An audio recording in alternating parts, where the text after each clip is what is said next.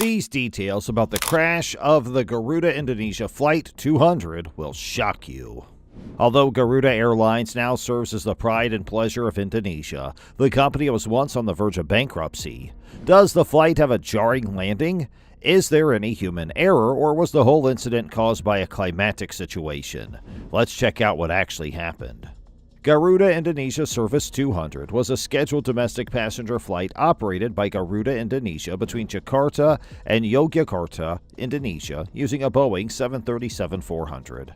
On March 7, 2007, the aircraft overran the runway, crashed into a rice field, and erupted into flames while landing at Indonesia Puto International Airport. There were 20 passengers and one flight attendant who died. Both the captain and first officer survived the accident and were discharged shortly after. It was the fifth Boeing 737 hull loss in Indonesia in less than 6 months. Garuda Indonesia was established in 1949. The Indonesian economy expanded and Garuda, a state-owned airline, prospered. Garuda became complacent due to a lack of competition. The plane was a Boeing 737-400, registration PKGZC, that had previously been used by various airlines before being acquired by Garuda Indonesia. Muhammad Marwato Komar, age 44, was the captain and pilot in command. He had been with Garuda Indonesia for more than 21 years.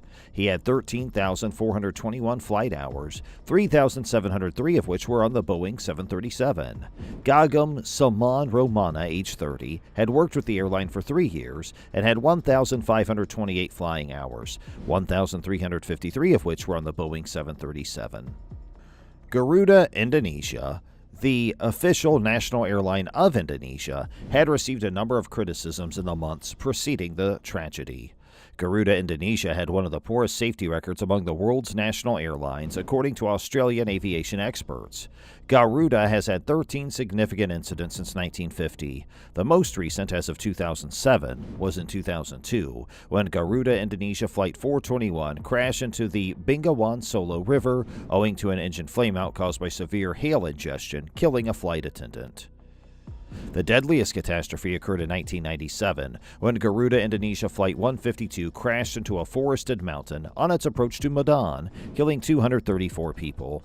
According to Peter Harbison, managing director of the Center for Asia-Pacific Aviation, the major accidents in Indonesian aviation history were all caused by a combination of low safety standards at airports and fleets, as well as poor weather conditions in the area, including severe thunderstorms and other forms of inclement weather. Flight GA200 took off from Jakarta with 133 passengers, 19 of whom were foreigners, including 10 Australians, 2 Americans, 5 Germans, and 2 South Koreans.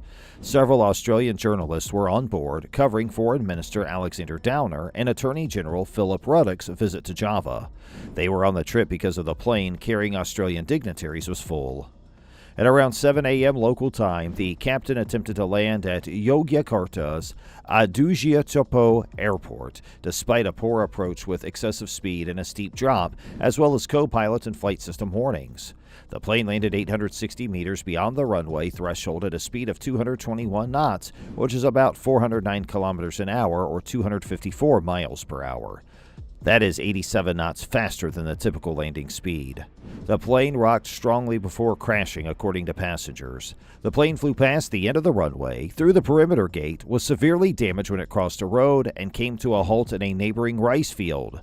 A fuel-fed fire erupted, which airport firefighting trucks couldn't reach. While the majority of passengers were able to escape, a number of people died inside the burning aircraft.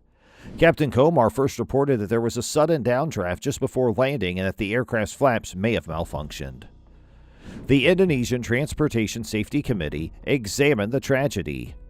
Disaster victim identification experts from the Australian Federal Police were dispatched to the area to aid with body identification. Staff from the Australian Transport Safety Bureau assisted on site by evaluating the wreckage, and the United States National Transportation Safety Board dispatched a team to assist with the inquiry, which included members from Boeing and the Federal Aviation Administration. Share your thoughts on how you felt when you first heard about this accident below, and please subscribe to our channel for more great content like this.